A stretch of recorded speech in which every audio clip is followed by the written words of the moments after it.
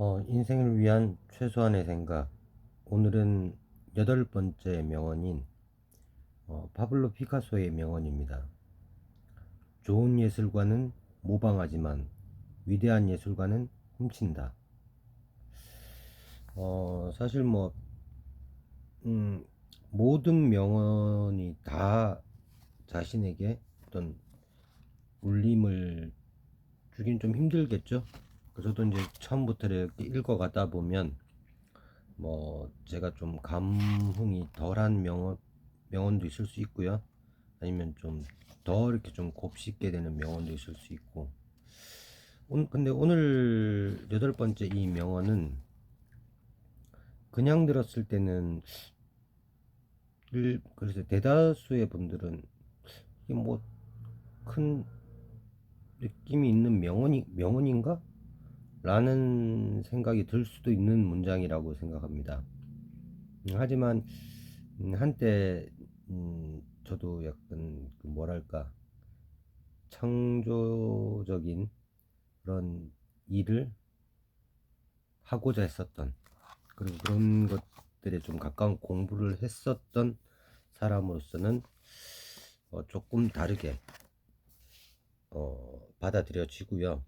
그리고 이게 단순히 이제 어떤 예술의 영역만의 얘기가 아니라 우리가 어떤 업무가 됐든 어떤 뭐 다른 어떤 그 일에서도 어떤 좀 창조적인 어떤 행위를 창조적인 어떤 결과물을 만들어내려고 할 때 좀 곱씹어 볼 수 있는 명언이 아닐까, 그런 생각이 듭니다. 일단 그 저자분 두 분의 인사이트를 먼저 읽어드리도록 하겠습니다. 좋은 예술가는 겉모습을 베끼지만 위대한 예술가는 그 대상의 정수를 훔친다. 모방이 타인의 뒤를 따르는 안전한 복제라면, 훔치는 것은 타인의 유산을 자신의 세계로 끌어와 전혀 다른 생명으로 부활시키는 대담한 재창조다. 위대한 창조는 절대 무에서 태어나지 않고 타인의 빛나는 영혼을 내 안의 철학과 섞어 새로운 빛을 뿜어낼 때 시작된다. 훔친다는 것은 대상의 본질을 해체하고 자신의 감각으로 재조립하는 치열한 내면화다.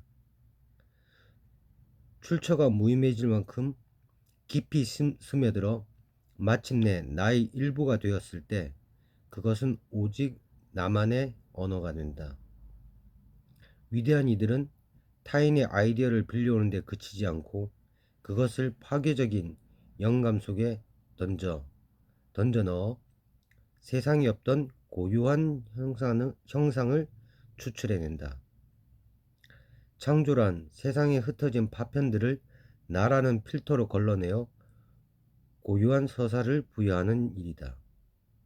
타인의 흔적에 나만의 색채를 짙게 투영하여 원본의 경계를 지우고 나만의 나만의 형상을 새롭게 빚어내야 한다. 그렇게 타인의 정수를 정중히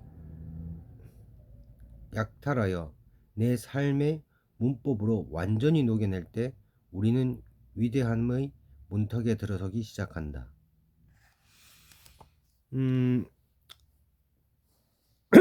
오늘 제가 그 필사 노트를 형광펜을 이렇게 한번 그어봤어요. 그어봤더니 이렇게 밑에 줄만 치다가 이제 원래 이제 펜으로 이렇게 그 칠하는 경우가 많잖아요. 줄을 치는 경우도 있지만, 그래서 그 색을 칠하는 거를 한번 해봤는데, 제가 이제 필사를 만년필로 하다 보니까 이게 글이 좀 번지게 되더, 아무래도 조금은 번지네요. 마르고 나서 한다고 했는데도. 그래서 오늘 읽을 때 노트를 제가 오늘 보고 읽었기 때문에 조금 글자를 제가 알아보기 힘들었던 단어를 알아보기 힘들었던 그래서 좀 버벅대었습니다. 죄송합니다. 자, 각설하고 이 훔친다라는 이 표현은 모방은 흉내지만 훔친다는 어휘를 쓰는 거는 훔친다는 건 내 것으로 만든다. 말 그대로 훔치는 남의 어떤 그런 것을 가져와서 내가 가진다니까 내 것으로 만든다는 의미를 갖고 있어서 이제 이 표현을 쓴 것이 아닐까 처음에 이제 그렇게 생각을 했거든요. 근데 문장을 그러니까 저자들의 어떤 그 글을 읽어가면서 이 저자들이 훔친다는 것이 어떤 의미인지, 그 다음에 창조적인 작업이라는 것이 어떤 것인지에 대해서 충분히 본문에서 다 피력을 했어요. 그래서 뭐 훔친다는 것은 타인의 유산을 자신의 세계로 끌어와서 전혀 다른 생명으로 부활시키는 대담한 재창조다. 훔친다는 것의 뜻을 저자들이 설명을 한 거죠. 제가 처음에 읽으면서 문득 떠올렸던 것이 크게 다르지 않았던, 이게 제가 잘못 생각한 건 아니었던 것 같아요. 그리고 위대한 창조는 절대 무에서 태어나지 않는다. 그러니까 타인의 빛나는 영혼을 내 안의 철학과 섞어서 새로운 빛을 뿜어낼 때 시작된다.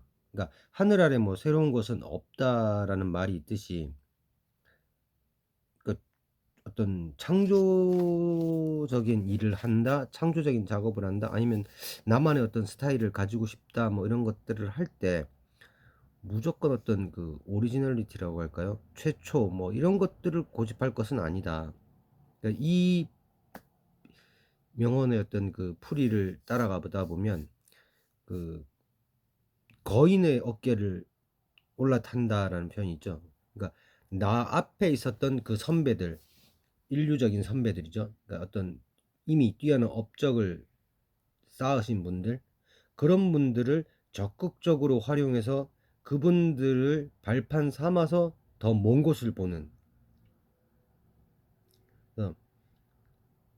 창조라는 게 결국 앞선 거인들의 어깨에 올라서서 자신의 눈으로 이미 펼쳐진 풍경을 다시 재해석하는 것, 그런 것이 창조적인 작업이 아닐까라는 생각이 들고요.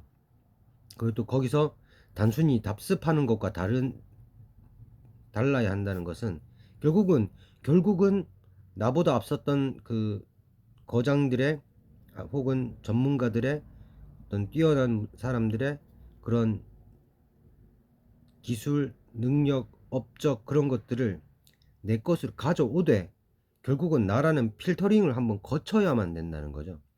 나라는 필터링을 거치지 않은 거는 그건 진짜 말 그대로 그냥 모방인 거죠. 흉내내기에서 그쳐버리는 거고, 그 앞선 것들을 가져와서 나라는 필터링을 거쳐서 나왔을 때 또 그때 이제 나만의 어떤 스타일이라는 것들이 또 생겨나게 되는 거겠죠. 그래서 어떤 영역이든 기본적인 어떤 텍스트나 고전, 그런 것들을 먼저 철저히 좀 익히고 나만의 시각으로 그것들을 걸러내는 연습을 해야 되지 않나 라는 생각이 듭니다. 그래서 저희들이 고전을 뭐 읽어야 한다, 고전을 알아야 한다, 기본기가 중요하다, 뭐 운동을 할 때도 그렇고요. 어떤 기본기가 가장 중요하고, 그리고 어떤 분야든 그 분야의 어떤 그 분야의 어떤 고전적인 어떤 정통, 이미 검증된 어떤 그 뛰어난 그런 고전들을 익히고 연구하고, 거기서 자기의 어떤 스타일, 자기는 어떻게 그것들을 생각하는지 자기만의 어떤 색깔을 또 더 씌우고, 그런 작업들이 필요한 거죠. 그래서 어떤 뭐 사람에 따라서 여러 가지 판단을 할 수 있겠습니다만, 그래서 고전을 봐야 한다라는 건 결국은 정말로 내가 제대로 된 나만의 어떤 스타일을 만들기 위해서라도 올바른 고전 텍스트 고전 올바른 그런 클래식한 고전들에 대한 공부는 꼭 선행되어야 되지 않나 그런 생각을 합니다. 그래서 트렌드 뭐 요즘의 트렌드라든가 아니면 현재의 트렌드나 뭐 어떤 미래지향적인 어떤 그런 것들 뭐 그런 어떤 신선함 그런 것들을 사람들이 많이 찾지만 오히려 근본적인 그런 클래식한 것들을 모르는 상태에서는 오히려 새롭고 트렌디한 어떤 나만의 방식이 나오기는 힘들다라는 것이 아닐까. 그래서 저는 오히려 저는 이 명언을 하늘 아래 새로운 것은 없다. 그리고 클래식한 고전의 반열에 오른 그런 거장들 거인들의 그 결과물들을 적극적으로 습득해야 한다. 그리고 그 습득한 것들을 나의 시선으로 다시 한번 걸러볼 필요가 있다. 그런 의미로 이 명언을 받아들였습니다.